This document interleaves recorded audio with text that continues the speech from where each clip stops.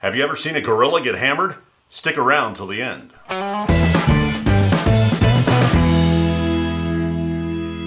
This is what I'm calling the 10-minute mallet because it'll just take you a couple minutes in your shop. Not a lot of complicated joinery. A lot of times really going to be spent waiting for the glue to dry. This is a project you can do while you're working on something else. I started this project with some reclaimed white oak that I flattened using my flattening jig. You can check out the video where I built that here. This is a fairly short piece of oak, about 3/4 of an inch thick, but there's more than enough wood here to make a decent sized mallet. After ripping the edges of the board clean, I ripped the strip about 1.5 inches wide for the handle and set it aside. Then I cut a couple 3-inch sections for what will make up most of the mallet head.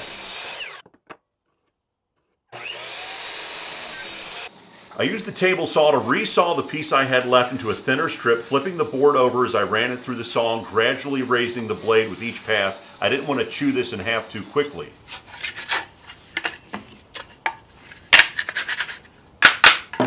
I cut those now thinner strips down to the right length and started the glue up. This is where I think the project turns mallet construction pretty simple. Rather than angled cuts or a slip together fit, these are all square cuts and they come together quite easily. I laminated together one thin full-length piece, the two thicker short pieces with the mallet handle, then topped it with another thin piece. This is just sandwiching everything together all at once. The glue's a little slippery and messy. I used lots of clamps to make sure I had pressure on all the different faces so I had a good bond here.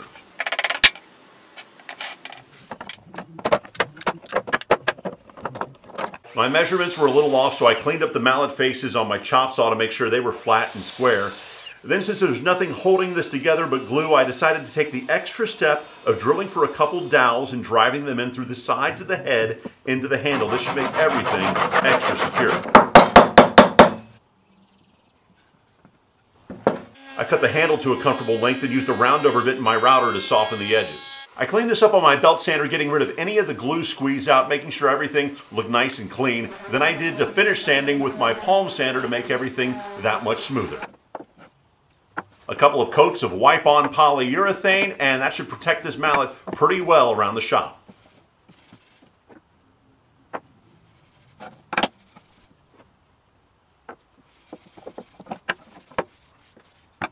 I think this will hold up pretty well around the shop, and because it's made out of white oak, it's very solid, it should be very durable, and it's got a little bit of heft to it. I was looking for something a little bit heavier than the baseball bat that I turned into a mallet a couple months ago. I'll leave a link to this video down in the description below. Check it out, I think it's a pretty cool project. If this is your first time here, don't forget to subscribe. If there's someone you know who would like this video, please take a moment to share it. It really helps spread the word. If you have questions, fire away in the comments. I try to help answer any questions I can. I really think makers help make more makers. It's one of the reasons I like making projects like this and like sharing them with you. Thanks for watching.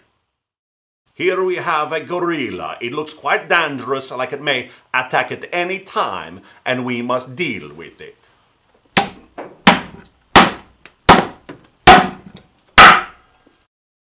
That's all for today. Thank you for watching and have a nice day.